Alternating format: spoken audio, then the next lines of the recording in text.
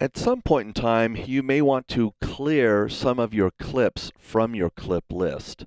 A lot of times that clip list can become very cluttered, especially in a larger session where you've done a lot of editing.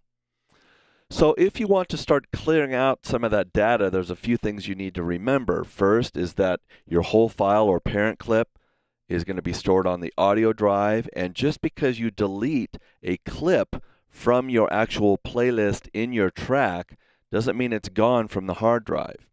Okay?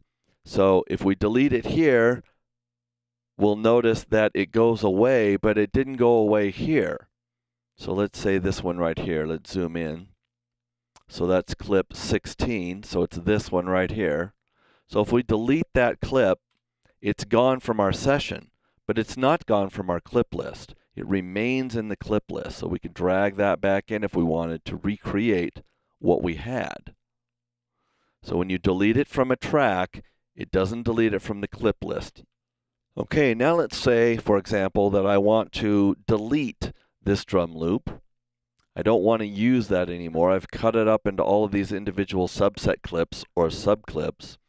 Let's say I want to delete that.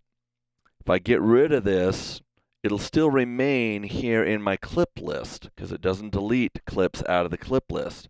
So then what I need to do is I can select these individually, or I can command and click on them to select certain ones. I can also command and lasso, basically, those, like that. And then I can delete them. So I can do that by coming up here to the clip list pop-up menu and choosing clear. Now, Pro Tools gives me a couple of options here. Do I want to remove these clips, or do I want to delete these source files? Well, I'm not sure I want to delete the source file. Maybe I'll use that later.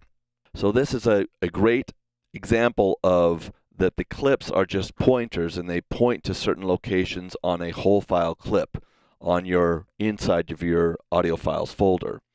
So in this case, I don't want to remove that from the hard drive. I just want to remove these clips so I have less clutter in my clips list. So I'll click remove. Yes, I want them removed. So now those individual clips are gone. Now let's take the same scenario. We have a file here, and we decide we want to delete that off there as well. So we're going to delete off the track, but it still shows up here. Okay, it hasn't been deleted. It's still right there. So if we delete it here, it still shows up here. Now we can select that particular file. We can go up here and select clear. Now, if we just say remove, it will remove it from the clip list, but we don't want to do that. What we want to do in this case is we want to delete the whole thing. We don't want it in our clip list, and we don't want it off the hard drive.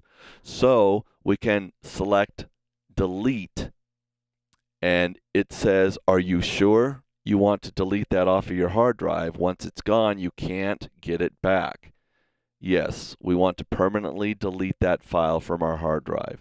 Now there's no undo. We can't get that back once it's gone. If you had multiple files that you would like to delete, say for example, I want to delete all of these, so I'm going to delete those. They still remain here. So now I could select all of these, and I could go up to clear. I can select delete.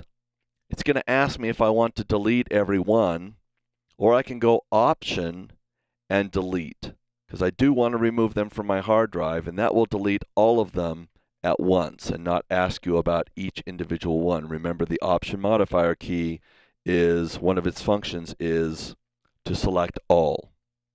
So it deleted all of them without asking me. So now again we have a blank session.